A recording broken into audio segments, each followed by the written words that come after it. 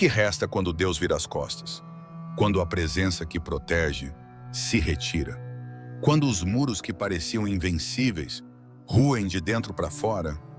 Não é o fogo dos inimigos. Não são os gritos dos conquistadores. É o eco de um trono que se cala. Jerusalém descobriu isso na carne. Foi exatamente isso que aconteceu com Jerusalém. E o homem que Deus usou para executar esse juízo foi Nabucodonosor, rei da Babilônia. Mas o mais assustador não foi a força do exército inimigo.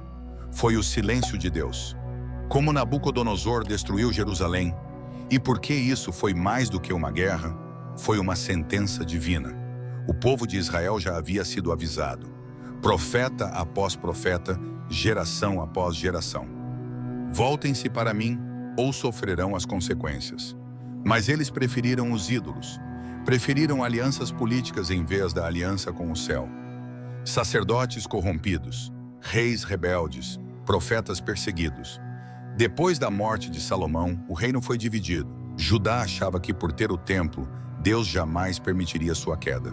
Mas esqueceram que um templo sem a presença é só uma construção. E o juízo estava a caminho. Enquanto Jerusalém afundava em idolatria, um novo império surgia no Oriente. Babilônia, sob o comando de Nabucodonosor, se tornava a nação mais poderosa da terra.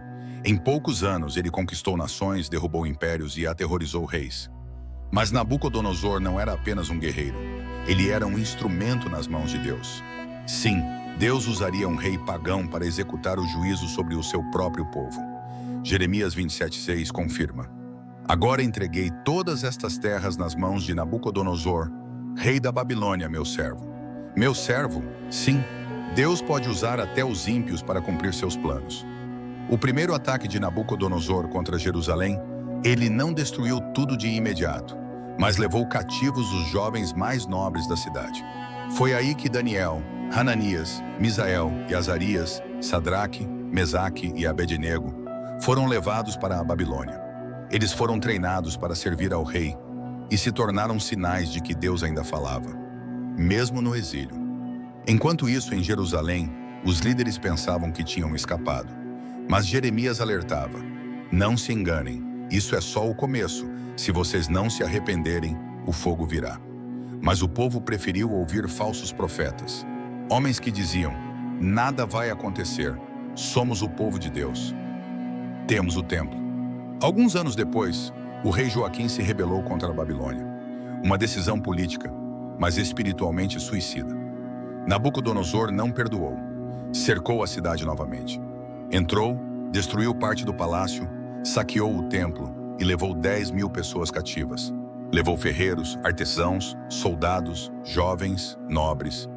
Deixou apenas o povo pobre e vulnerável na terra. O templo ainda estava de pé, mas a sua glória já havia começado a se retirar. O novo rei Zedequias também se rebelou. Mais uma tentativa desesperada de resistir à Babilônia, sem buscar a Deus. Jeremias alertava: entreguem-se. Se resistirem, a cidade será destruída. Mas o povo o chamava de traidor. E então o juízo final veio. No ano 586 a.C., no 9º ano do reinado de Zedequias, Nabucodonosor veio contra Jerusalém, marchou com todo o seu exército. O cerco durou quase 2 anos. Fome, miséria, gente comendo seus próprios filhos. As mãos das mulheres compassivas cozeram seus próprios filhos. Serviram-lhes de alimento na destruição da filha do meu povo. Finalmente os muros foram rompidos. O rei Zedequias tentou fugir, mas foi capturado. Nabucodonosor mandou matar seus filhos na frente dele. E logo depois furou seus olhos. Foi a última coisa que ele viu. Depois disso, a ira da Babilônia caiu sobre o templo. 2 Reis 25:9. E queimaram a casa do Senhor, e a casa do rei, e todas as casas de Jerusalém. O templo de Salomão foi posto abaixo. O ouro foi saqueado. Os utensílios sagrados levados. Os muros derrubados. A Arca da Aliança desapareceu para sempre. Foi o fim de uma era, não apenas da cidade, mas de uma geração que desprezou a presença de Deus. O profeta Ezequiel, que estava no exílio, teve uma visão espiritual. Ele viu a glória de Deus se levantando do templo e indo embora. Ezequiel 10:18. Então a glória do Senhor se retirou de sobre a entrada do templo. A glória saiu, e com ela a proteção se foi. Jerusalém caiu não porque Nabucodonosor era forte, mas porque o povo havia rejeitado a única proteção que tinham, o Deus vivo. Mas por que Deus permitiu tudo isso? Por que entregar seu próprio povo a um rei pagão? A resposta está em Jeremias 29, 10 e 11.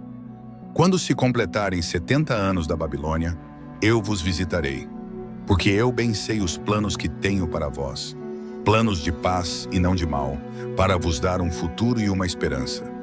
O exílio era disciplina, não rejeição.